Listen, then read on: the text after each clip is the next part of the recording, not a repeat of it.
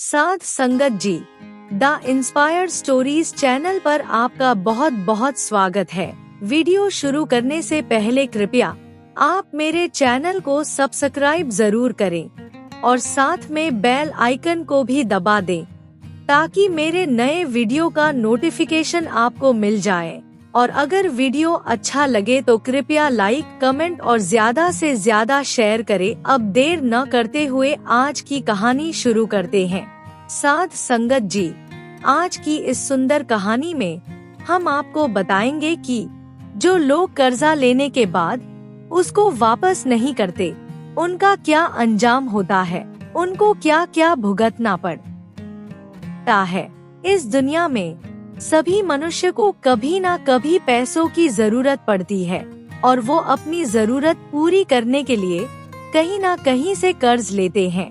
उनमें से बहुत से लोग तो कर्ज वापस कर देते हैं, लेकिन कुछ लोग ऐसे भी होते हैं जो अपनी बुरी नीयत की वजह से कर्ज वापस नहीं करते। उनको फिर अपना कर्जा कैसे चुकता करना पड़ता है, आज की इस सुंदर और सीख देने वाली कहानी में आपको पता चलेगा। अब देर ना करते हुए आज की कहानी शुरू करते हैं। साध संगत जी, बहुत समय पहले की बात है। रायपुर नामक नगर में हीरालाल नाम का सेठ रहता था। वो लोगों को ब्याज पर पैसे देने का काम करता था। उसके पास रायपुर के अलावा भी दूर दूर के गांव के लोग पैसे लेने के लिए आते थे और वायदे के मुताबिक जब उनके पास पैसे आते तो वो लोग मूल के साथ ब्याज के पैसे भी चुका देते थे। सेठ हीरालाल ब्याज पर पैसे तो देता था, लेकिन वो उसूलों का पक्का और ईमानदार आदमी था। वो समय से पहले ना तो किसी से पैसे मांगने जाता और ना ही किसी के साथ गलत व्यवहार करता। इसके साथ साथ हीरालाल में दो गुण और भी थे। वो बहुत ही दयालु और भगवान को मानने वाला था। अपने इन्हीं गुणों के कारण वो दूर दूर तक प्रसिद्ध था। एक बार की बात है, इस नगर से कालू और भूरा नाम के दो ठग गुजर रहे थे। सेठ हीरालाल की प्रसिद्धि उन दोनों के कानों तक भी पहुंची। वो दोनों आपस में बातें करने लगे कि क्यों ना सेठ के पास जाकर कुछ पैसा उधार लिया जाए और फिर हम कुछ ऐसा करें कि हमें वो पैसा वापस भी ना करना पड़े। ये सोचकर उन दोनों ने एक योजना बनाई और सेठ हीरालाल के पास चल दिए। दोनों ठग सेठ हीरालाल की हवेली में पहुँचे और जाकर सेठ से कहा, सेठ जी, हम दोनों बहुत दूर से आए हैं। हमारे गांव में पिछले साल अकाल पड़ गया था, जिसके कारण इस बार हमारे यहाँ कोई फसल नहीं हुई और हमारे घर में खाने के लिए अन्न का एक दाना भी नहीं है। इस बार बारिश अच्छी हो रही है और हमें उम्मीद है इस बार फसल जरूर अच्छी होगी। हमने आपके बारे में काफी सुना है, इसलिए हम आपसे कुछ पैसे उधार लेने के लिए आए हैं। सेठ हीरालाल ने उनकी बात सुनकर कहा, भाई, मैंने तुमसे पैसे लेने का कारण और तुम्हारे रहने की जगह नहीं पूछी। तुम मुझे सिर्फ इतना बताओ कि तुम्हें कितने पैसे चाहिए और तुम कब तक वापस करोगे। सेठ हीरालाल की बात सुनकर कालू ने कहा, सेठ जी, हमें 2000 रुपयों की जरूरत है और हम आपका पैसा बहुत जल्दी वापस कर देंगे। सेठ ने उनकी बात सुनकर कहा, भाई, उस जल्दी का कोई तो समय होगा। समय जाने बिना मैं तुम्हें कर्जा नहीं दे सकता। सेठ की समय की बात सुनकर कालू मक्कारी भरे स्वर में बोला, सेठ जी, कर्ज तो कर्ज ही होता है, कोई समय तो हम बता नहीं सकते। हाँ, लेकिन अगर इस जन्म में नहीं दे सके तो अगले जन्म में जरूर वापस कर देंगे। सेठ ने उसकी बात सुनकर कहा, ठीक है, तुम अगले जन्म में वापस कर देना, मुझे तुम्हारी बात पर पूरा विश्वास है। ये कहकर सेठ हीरालाल ने अपने मुनीम से कहा, इनका नाम खाते में लिखकर इन्हें 2000 रुपए दे दो और ये भी लिख लो कि पैसा ये ब्याज के साथ अगले जन्म में वापस करेंगे। मुनीम ने जब ये सुना तो सेठ से कहा, लेकिन सेठ जी। सेठ ने मुनीम की बात सुनकर कहा, लेकिन कुछ नहीं, तुम्हें जो कहा है वही करो। मुनीम ने उन दोनों का नाम लिखकर उनके हस्ताक्षर करवाकर उन्हें 2000 रुपए दे दिए। दोनों ठग रुपए पाकर बहुत ही खुश थे। उन्होंने बिना गिने ही रुपए जेब में डाले और सेठ हीरालाल को धन्यवाद देकर वहां से चले गए। वो दोनों बहुत खुश थे कि उन्होंने सेठ को मूर्ख बना दिया। उनके वहां से जाते ही मुनीम ने सेठ से कहा, मालिक आप जानते हो कि वो आपको पैसे वापस करने नहीं आएंगे और इस कागज के अनुसार तो हम कानूनन भी उनसे पैसे वापस नहीं ले सकते, तो फिर आपने उनको पैसे उधार क्यों दिए? सेठ ने मुनीम की बात सुनकर कहा, मुनीम जी, ये सब कुछ मैंने जानबूझकर किया और ये मैंने क्यों किया, ये बात तुम्हें समय आने पर पता चलेगी। और एक बात याद रखना, कर्ज कर्म के समान होता है। इस जन्म में लिया गया कर्ज अगले जन्म में भी मनुष्य के साथ रहता है और उसी के अनुसार ही मनुष्य को नया जीवन मिलता है। सेठ हीरालाल की ये बातें मुनीम को समझ में नहीं आई। उधर दोनों ठग खुशी खुशी अपने रास्ते पर चले जा रहे थे। तभी कालू ने कहा, ये सेठ तो हमारी उम्मीद से ज्यादा बेवकूफ निकला। मैं तो सोच रहा था कि हमारे अगले जन्म की बात सुनकर सेठ हमें पैसे नहीं देगा, लेकिन उस बेवकूफ ने तो हमें इतनी बड़ी रकम कर्ज में दे दी। उस मूर्ख ने इतना भी नहीं सोचा कि अगले जन्म में ये उधार भला कौन चुकाएगा। उसकी बात सुनकर भोलू ने कहा, चलो, हमें इससे क्या लेना देना, हमारा तो इसमें फायदा ही फायदा है। चलो अब किसी दूसरे गांव में जाकर कुछ दिन आराम से गुजारते हैं। दोनों को चलते चलते काफी समय हो गया था। रात होने वाली थी। दोनों ने सोचा कि रात होने वाली है, किसी के घर में रहने के लिए जगह ढूंढी जाए। ये सोचकर उन्होंने एक घर का दरवाजा खटखटाया। वो घर एक किसान का था। किसान बाहर आया। कालू ने किसान से कहा, भाई हम दोनों परदेसी हैं और रात गुजारने के लिए जगह चाहते हैं। जब किसान ने उनकी ये बात सुनी तो कहा, कोई बात नहीं भाई, मैं अभी आपके रहने का इंतजाम करता हूँ। ये कहकर किसान ने अपने घर के आंगन में उनके लिए चारपाई बिछा दी और उनको कहा, अगर आपको खाने की जरूरत है तो मैं आपको खाना भी खिला सकता हूँ। उन दोनों ने किसान की बात सुनकर कहा, नहीं भाई, खाने की हमें जरूरत नहीं है, हम सिर्फ आराम करना चाहते हैं। हमें आपने रुकने के लिए जगह दी, बस इतना ही बहुत है। दोनों ठग काफी थके हुए थे, इसलिए वो जल्दी ही सो गए। अचानक आधी रात के समय कालू को कुछ आवाज सुनाई दी, जिसके कारण उसकी नींद खुल गई। कालू ये आवाज सुनकर डर गया और उठकर बैठ गया। जब उसे कुछ समझ में नहीं आया तो उसने भोलू को उठाया और सारी बात बताई। दोनों बहुत ध्यान से उन आवाजों को सुनने लगे। दोनों बोलने वालों की तलाश में इधर उधर देखने लगे, लेकिन आसपास तो क्या, दूर दूर तक उन्हें कोई नजर नहीं आया। हाँ, थोड़ी दूरी पर 2 बैल जरूर खड़े हुए थे। जब दोनों ने ध्यान से उन बैलों की तरफ देखा तो बुरी तरह से चौंक गए। असल में ये आवाज उन बैलों की थी जो मनुष्य की भांति एक दूसरे से बातें कर रहे थे।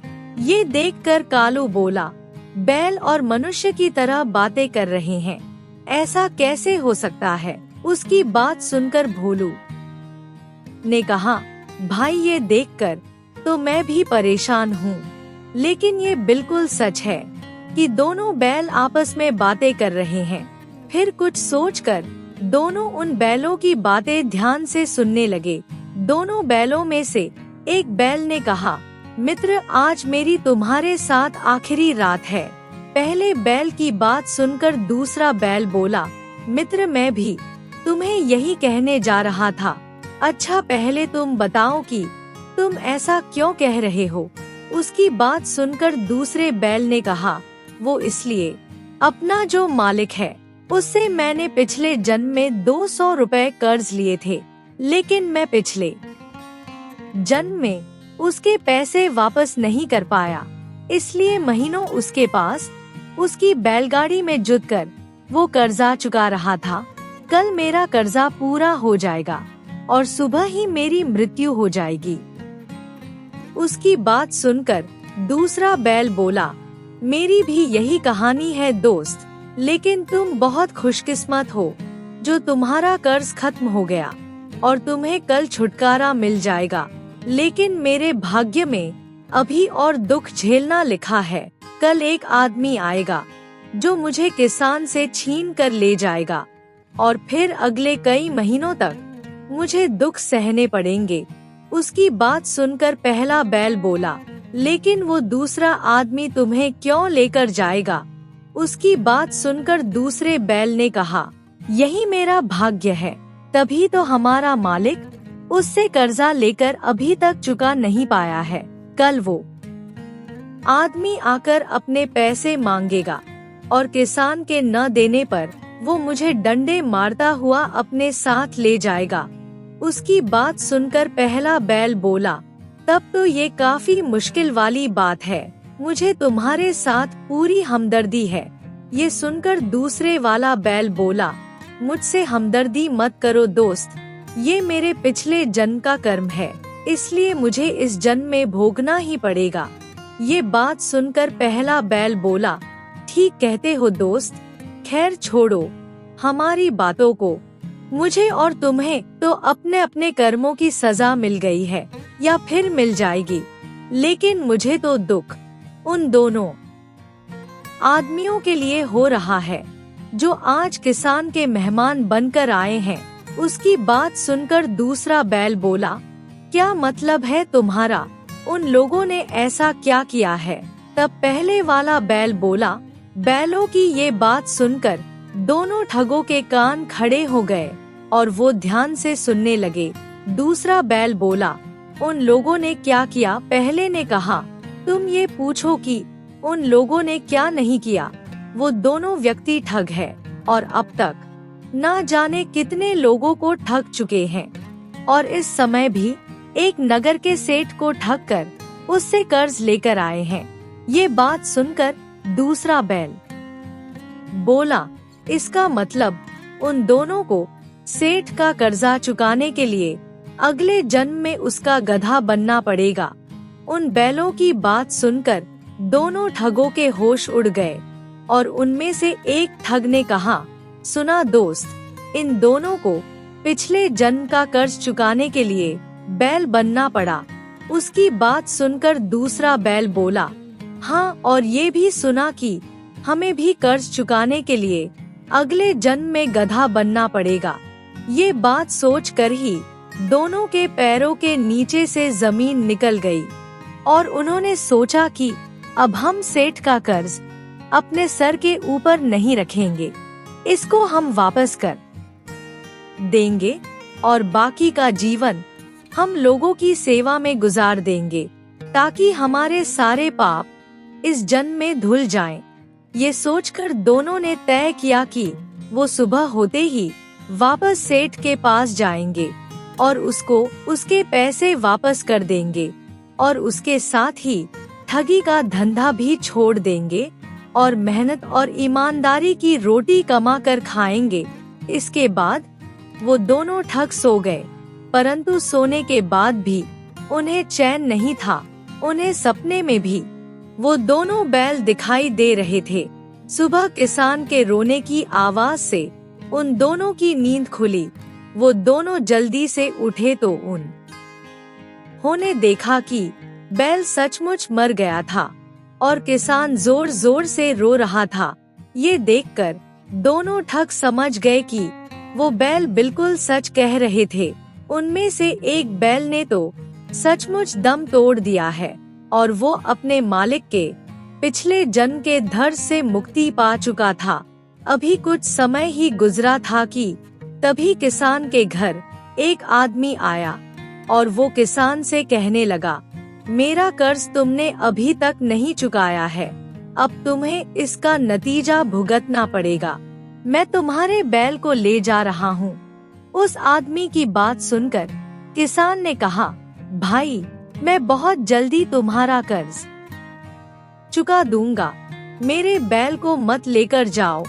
देखो मेरा एक बैल पहले ही मर गया है, मुझ पर दया करो। लेकिन उस आदमी ने बिल्कुल भी दया नहीं दिखाई और वो किसान के दूसरे बैल को डंडे मारता हुआ ले गया।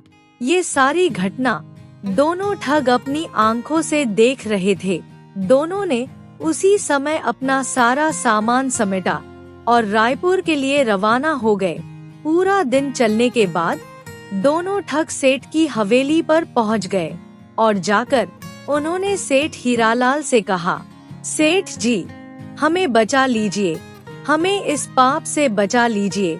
सेठ हीरालाल ने हैरानी से उनसे पूछा, भाई तुम लोग कौन हो? सेठ की बात सुनकर कालू बोला, सेठ जी आप हमें इतनी जल्दी भूल गए। हम दोनों कालू और भूरा हैं। कल ही तो हमने आपसे 2000 रुपए कर्ज पर लिए थे। मुनीम ने उन दोनों की बात सुनकर कहा, सेठ जी ये दोनों तो वही हैं जो कल कर्ज लेने के लिए आए थे और जिन्होंने अगले जन्म में कर्ज लौटाने का वादा किया है। मुनीम की बात सुनकर कालू और भूरा ने कहा, हाँ सेठ जी हम अपना कर्ज वापस करने आए हैं। ये लीजिए मूल के 2000 रुपए और ब्याज के 11 रुपए साथ में, और हमारा नाम अपने बही खाते से काट दीजिए। सेठ हीरालाल ने उनकी बात सुनकर कहा, भाई मैं कर्ज वापसी ऐसे नहीं लेता, मैं अपने उसूलों का पक्का आदमी हूँ। तुमने रकम लौटाने का जिस समय वादा किया था मैं उसी समय ही ये कर्ज वापस लूंगा। तुमने अगले जन्म में कर्ज लौटाने की बात कही थी, इसलिए मैं अब अगले जन्म में ही लूंगा। सेठ की बात सुनकर कालू ने कहा, सेठ जी आप क्या कह रहे हैं? भला कोई अगले जन्म में भी कर्ज चुका सकता है क्या? कालू की बात सुनकर भूरा ने भी कहा, हाँ सेठ जी, जब हम अभी आपका कर्जा लौटाना चाहते हैं तो फिर आप अगले जन्म की बात क्यों कर रहे हो? सेठ ने उनकी बात सुनकर कहा, भाई मैंने तुम्हें पहले ही कहा था कि मैं अपने उसूलों का पक्का हूँ। जब तुमने मुझसे वादा किया था कि तुम ये कर्ज अगले जन्म में वापस करोगे तो अगले जन्म से पहले मैं वापस नहीं लूंगा। भूरा और कालू ने सेठ के आगे बहुत हाथ जोड़े, लेकिन सेठ ने उनकी एक ना सुनी और बिना पैसे लिए उन्हें घर से बाहर निकाल दिया। दोनों ठग दुखी मन से वहाँ से चल पड़े। उन्हें बिल्कुल भी समझ नहीं आ रहा था कि वो इस कर्ज से कैसे मुक्ति पाए। दोनों भटकते भटकते एक जंगल में पहुँचे। वहाँ पर उन्हें एक महात्मा मिले। जब महात्मा ने उन दोनों से उनकी परेशानी का कारण पूछा तो दोनों ने सारी बात उनको सच सच बता दी। तब महात्मा ने उन्हें प्रायश्चित करने का एक उपाय बताया। महात्मा ने उनको कहा, बेटा यहाँ से 1 मील दूर एक गांव है, वहाँ पहुँचने पर तुम्हें सेठ का कर्जा उतारने का कोई ना कोई उपाय जरूर मिल जाएगा। महात्मा की बात मानकर वो दोनों आगे चले गए। थोड़ा सफर करने के बाद वो एक गांव में पहुँचे। ये वही गांव था जिसके बारे में महात्मा ने उन्हें बताया था।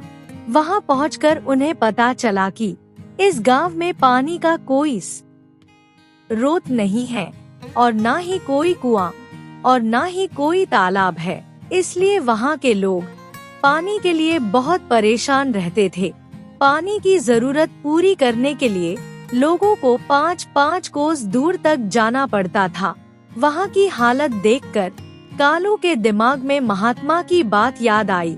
वो सोचने लगा, अगर यहाँ कोई पानी का स्रोत पैदा कर दिया जाए तो हमारा कर्जा उतर सकता है। ये सोचकर कालू ने भूरा को अपनी योजना बताई कालू भूरा के कान में धीरे धीरे उसे कुछ समझाने लगा, जिसे सुनकर भूरा का चेहरा भी खिल गया।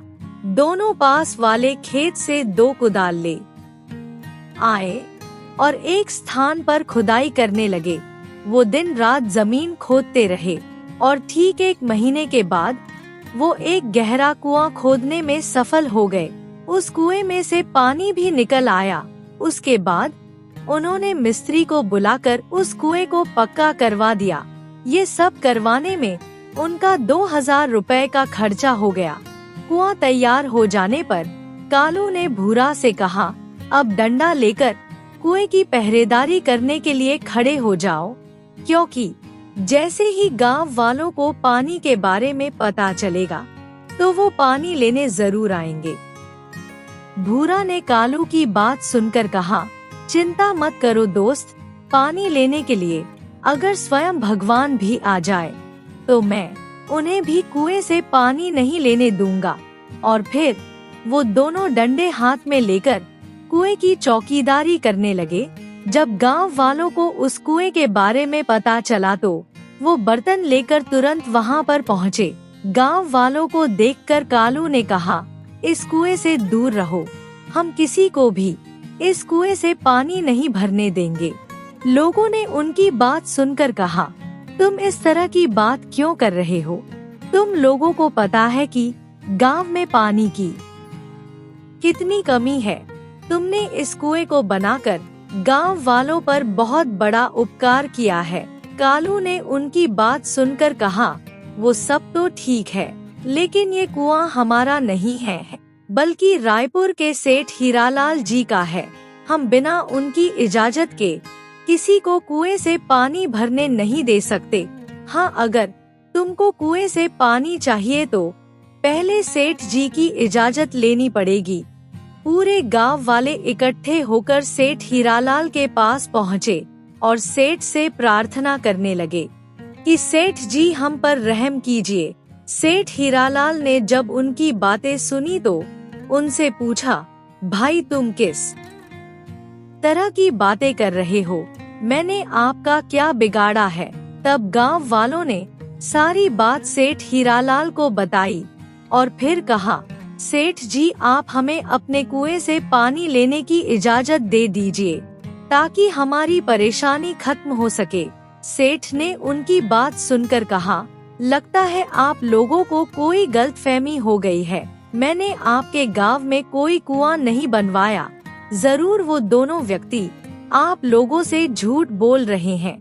सेठ की बात सुनकर गांव वालों ने कहा, सेठ जी आप ऐसा मत कहिए, हम लोग बड़ी उम्मीद लेकर आपके पास आए हैं। सेठ ने फिर कहा, भाई जब मैंने कुआं बनवाया ही नहीं तो फिर भला मैं आपको पानी भरने की इजाजत कैसे दे सकता हूँ? क्या वो मेरे कहने से तुम्हें पानी भरने दे देंगे? लोगों ने सेठ की बात सुनकर कहा, हाँ सेठ जी, आपके कहने से वो हमें पानी जरूर दे देंगे। हमें इस बात का विश्वास है। बस आप हमारे साथ चलकर उन दोनों व्यक्तियों को कह दीजिए। सेठ उनकी बात सुनकर उनके साथ चलने के लिए तैयार हो गया। सेठ हीरालाल जब अपने मुनीम को साथ लेकर उस गांव में पहुंचा तो दूर से उसने भूरा और कालू को डंडे हाथ में लेकर कुएं की रखवाली करते देखा। मुनीम ने उनको देखकर सेठ से कहा, सेठ जी ये दोनों तो वही है जिन्होंने आपसे 2000 रुपए कर्ज में लिए हैं और अगले जन्म में कर्ज वापस करने की बात कही थी। मुनीम की बात सुनकर सेठ भी उनको पहचान गया और बोला, लेकिन इन कमबख्तों ने यहाँ क्या चक्कर चलाया है? उनके पास पहुंचकर सेठ ने कहा, क्यों भाई, यहाँ तुमने क्या चक्कर फैलाया है? इस कुएं को, गांव वालों को तुम मेरा कुआं क्यों बता रहे हो? कालू ने सेठ की बात सुनकर कहा, हमने कोई चक्कर नहीं चलाया सेठ जी, ये कुआं आपका ही है, इसलिए हमने बिना आपकी आज्ञा के गांव वालों को पानी भरने से मना कर दिया था। यदि आप आज्ञा दोगे तो हम उन्हें पानी जरूर भरने देंगे। हमें कोई आपत्ति नहीं होगी। सेठ उनकी बात सुनकर हैरान हो गया और बोला, तुम ये क्या बकवास कर रहे हो? जब मैंने कोई कुआं बनवाया ही नहीं तो उसमें मेरी आज्ञा की क्या जरूरत है? कालू ने सेठ की बात सुनकर कहा, ये बात ठीक है सेठ जी कि आपने कुआं नहीं बनवाया, लेकिन इस कुएं को बनवाने में रुपए तो आपके ही लगे हैं। सेठ उनकी बात सुनकर बोला, मेरे रुपए मतलब? वो कैसे? सेठ की बात सुनकर भूरा बोला, सेठ जी वो मैं आपको बताता हूँ। हमने जो 1 महीना पहले आपसे 2000 रुपए का कर्ज लिया था, उसी से हमने ये कुआं बनवाया है। अगर आप ये कह दे कि ये कुआं मेरा है तो हमारा कर्जा चुकता हो जाएगा और गांव वालों की पानी की किल्लत भी दूर हो जाएगी।